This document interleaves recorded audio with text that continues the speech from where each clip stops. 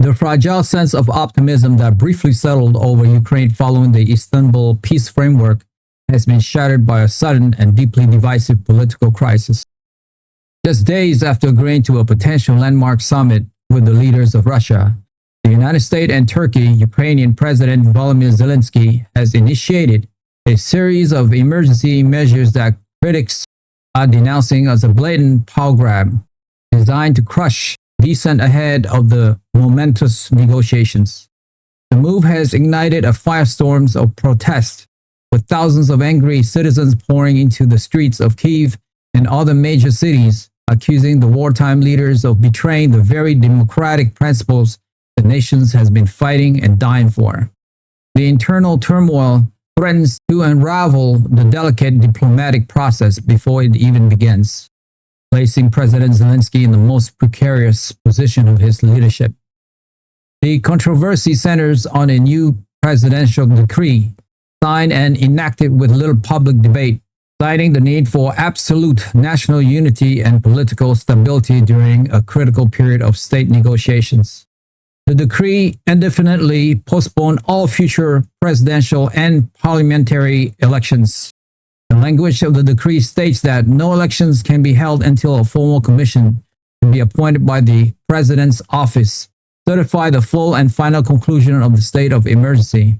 This effectively gives President Zelensky the power to decide when or if the country will return to the ballot box. Compounding the outrage, the decree also grants expanded powers to Ukraine's security service, the SBU, to detain individuals for up to 30 days without charge if they are suspected of activities undermining the negotiating position of the state or spreading disinformation harmful to national security. In a televised address to the nation, President Zelensky defended his action as a painful but necessary step to secure real and lasting peace. Speaking from his office in Kyiv, he appeared somber and resolute. "My dear fellow Ukrainians," he began, "for years we have fought for our survivals and our freedom. We now have a real chance to end this terrible war through strong and principled diplomacy. But our enemy is watching. They are waiting for us to show weakness, to become divided, to fight among ourselves. We cannot give them this gift. We cannot have the poison of political campaign paralyze our country while I am at the negotiating table fighting for our future. These measures are temporary. They are not against democracy. They are to protect the Ukrainian state so that our democracy can have a future. We must be a single, unbreakable fist until this struggle is over." His words, however, failed to reassure a significant portion of the Ukrainian public. The reaction was swift and furious. Within hours of the decree's announcement, protesters began to gather on Kyiv's maiden Nezalezhnosti, or Independence Square, the historic heart of Ukraine's pro-democracy revolution. The crowd grew steadily throughout the day, swelling to an estimated 10,000 people by nightfall. The scene was a poignant mix of defiance and sorrow.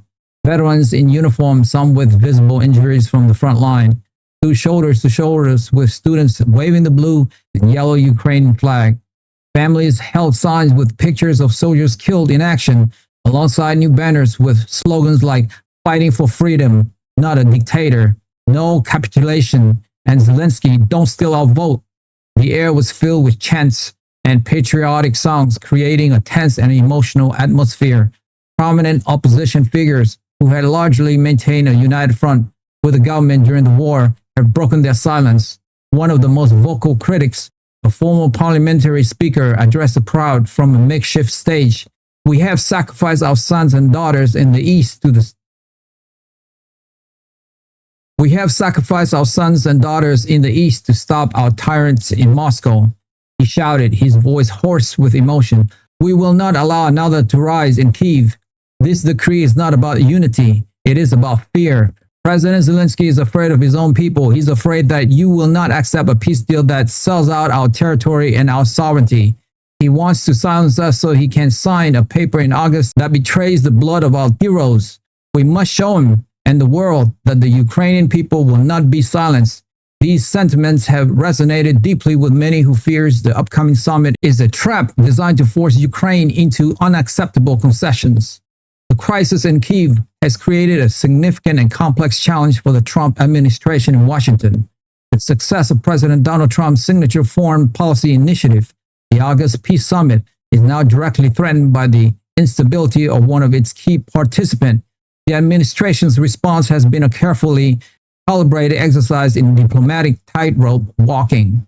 Secretary of State Marco Rubio issued a statement that expressed American concern while simultaneously offering implicit support for Zelensky's government. "We are monitoring the situation in Kyiv closely," the statement read. "The United States has always supported the Ukrainian people's democratic aspirations. We also recognize that Ukraine is a nation at war facing extraordinary challenge. It is vital that Ukraine remains stable and unified as its leader prepares for the crucial peace negotiations next month. We urge all parties to engage in peaceful dialogue and work to preserve the national unity that is essential for achieving a just and durable peace." Privately, sources within the State Department confirmed that the primary goal is to shore up President Zelensky's position. The administration believes that he is the only leader who can realistically deliver a peace deal, and his political collapse would send the entire process back to square one, a major embarrassment for President Trump. President Trump himself weighed in with a post on his True social platform, framing Zelensky's action in a way that aligned with his own political style. "President Zelensky is a very smart man. He's doing what has to be done to prepare for the big talks," Trump wrote. "You have a lot of people that wants the war to go on forever. They make money from it. Sad. He has to be strong to get the great peace deal for his people that everyone wants. We will get it done." This messaging signals to both domestic and international audience that the White House was standing by the Ukrainian leader, viewing his controversial moves as a necessary part of the larger strategy to end the war. Other parts of the U.S. government are assessing the potential fallout. At the Pentagon, Secretary of Defense Peter Hegseth has reportedly requested new intelligence briefing on the situation. His concern is that internal strife in Ukraine could create vulnerabilities along the front line that Russia might exploit, despite the limited ceasefire in the Donbass. Director of the Central Intelligence Agency, John Ratcliffe, is tasked with providing President Trump a clear picture of the true level of opposition to Zelensky and whether the protests could spiral into a full-blown effort to remove him from power. The entire American foreign policy and security apparatus is now focused on managing this crisis to keep the August summit on track. Even agencies with primarily domestic mandates are feeling the effects. Secretary of the Interior Douglas Burgum's department, which oversees national resources, is part of broader discussion on how American energy independence can be used as a tool to stabilize global markets, a stability that is now threatened by the political turmoil in Ukraine. The reaction from European capitals has been far less forgiving. While major powers like France and Germany issued statements similar to Washington's, urging calm and stability, they also include stronger language about the importance of upholding democratic norms. A spokesperson for the German chancellor stated, "A durable peace for Ukraine must be built on a foundation of democracy and the rule of law. We are troubled by any measures that appear to move away from these core European values." The sharpest criticism, however, has come from the nations on NATO's eastern flank. The government of Poland, Lithuania, Latvia, and Estonia, which have been the most steadfast supporter of Ukraine's war effort, have expressed public alarm. The Polish foreign minister gave an interview in which he called the decree a grave mistake, warning that a Ukraine that abandons its democratic path is a Ukraine that is more vulnerable to Russian influence. For these countries, the nightmare scenario is a peace deal that creates a weakened, unstable, and less democratic Ukraine on their border. Predictability. Russia has seized upon the crisis with relish. The Russian Foreign Ministry released a statement mocking the situation, calling the protests a predictable outcome of the West's failed puppet project in Kyiv. A prominent Russian television host declared on his show, "Look, the mask is off. The so-called democratic hero Zelensky is now acting like a dictator to force his people to accept a peace that he knows, capitulation." It proves what President Putin has said all along, that we are not fighting the Ukrainian people, but a corrupt and illegitimate regime that holds them hostage. How can anyone negotiate seriously with a leader who has lost the support of his own citizens? Moscow is using the unrest as a powerful propaganda tool to delegitimize President Zelensky personally and to strengthen its own negotiating position by suggesting that the Ukrainian government is too unstable to be a reliable partner in any agreement. Back in Ukraine, the situation remains incredibly tense. In Kyiv, cordons of riot police have been deployed around government buildings, but they have so far avoided direct confrontation with the protesters on Independence Square. The fear of a violent crackdown, which would evoke traumatic memories of the 2014 revolutions of dignity and irrevocably damage Zelensky's image in the West, is palpable. The protest has also spread to other cities. In Lviv, a bastion of Ukrainian nationalism in the West, thousands marched through the city center. In Dnipro, a major city closer to the front line, families of soldiers held vigils to protest the decree. The unity that defines the nations in the face of invasion is visibly cracking under the strain of a potential peace that many feels is being forced upon them.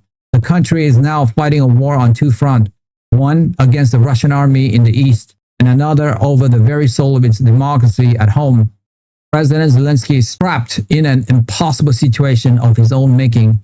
He made a high-stake gamble, believing he could consolidate power to secure peace.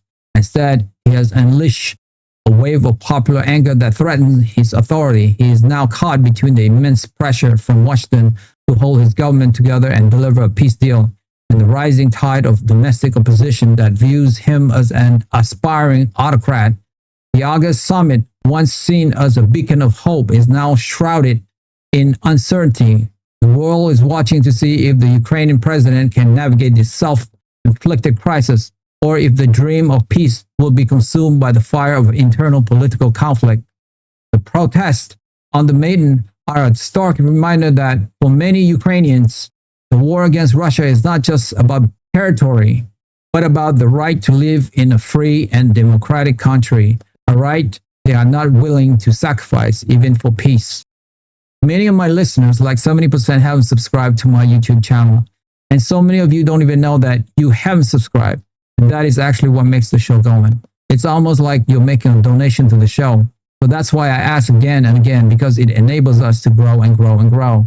And we're going for the long haul here. And listen, if this is your first time listening to So-Hey Rich, you don't have to subscribe. You guys, your first one's on me.